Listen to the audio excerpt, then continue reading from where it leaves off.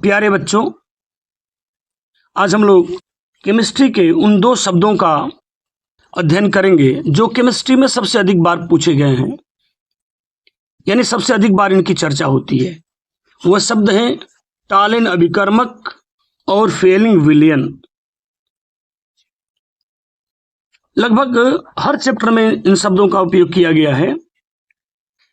तो टालिन अभिकर्मक क्या है? प्रश्न है कि टालिन अभिकर्मक क्या है और इस टालिन अभिकर्मक को कैसे बनाते हैं। टालिन अभिकर्मक को अमोनिकल सिल्वर नाइट्रेट भी कहते हैं।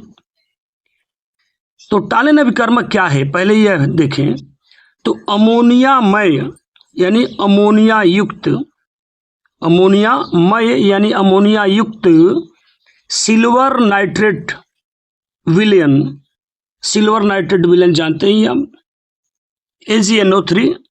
तो सिल्वर नाइट्रेट विलयन को टालिन अभिकर्मक कहते हैं। अमोनिया में सिल्वर नाइट्रेट विलयन को टालिन अभिकर्मक कहते हैं। इसे Ag2O से व्यक्त करते हैं। जैसे यह चूंकि सिल्वर नाइट्रेट का जो यह टालिन अभिकर्मक है, इसका सूत्र बड़ा होता है, लेकिन समीकरणों में उपयोग करने के लिए इसको एक संक्षिप्त रूप दे दिया गया है, जिसे हम क्या कहते हैं, Ag2O। यानी सिल्वर या टालिन अभिकर्मक को क्या कहते हैं, हम Ag2O से व्यक्त करते हैं। अब यह हो गया टालिन अभिकर्मक क्या है। अब पूछ रहा है टालिन अभिकर्मक कैसे बनाते हैं।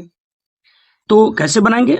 10% सिल्वर नाइट्रेट विलयन में NaOH मिलाने पर एक भूरा अवक्षेप आता है, जिसे NH4OH यानी अमोनियम हाइड्रोक्साइड में घोलने पर, यानी जो अवक्षेप आया उसे किस में घोल दें, NH4OH में घोलने पर एक साफ यानी स्वच्छ विलयन प्राप्त होता है, बनता है। इस स्वच्छ विलयन को ही टालिन अभिकर्मक कहते हैं। उम्मीद करते हैं ये बात आपको समझ में आ रही होगी। अब आते हैं हम लोग दूसरे पॉइंट पर, फेलिंग विलयन पर। फेलिंग विलयन क्या है? तो फेलिंग विलयन क्या है? फेलिंग विलयन दो विलयनों A तथा B का मिश्रण होता है, जिसमें कह दिया कि फेलिंग विलयन क्या है।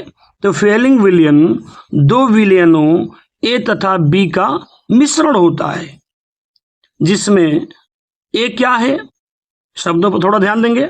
जिसमें A अम्लीय कॉपर सल्फेट, अम्लीय है, जो A है वो क्या है, अम्लीय कॉपर सल्फेट विलयन होता है, तथा B sodium potassium tartrate, sodium potassium tartrate का क्षारीय विलयन होता है। यानी A जो है अम्लीय है और B क्षारीय विलयन होता है।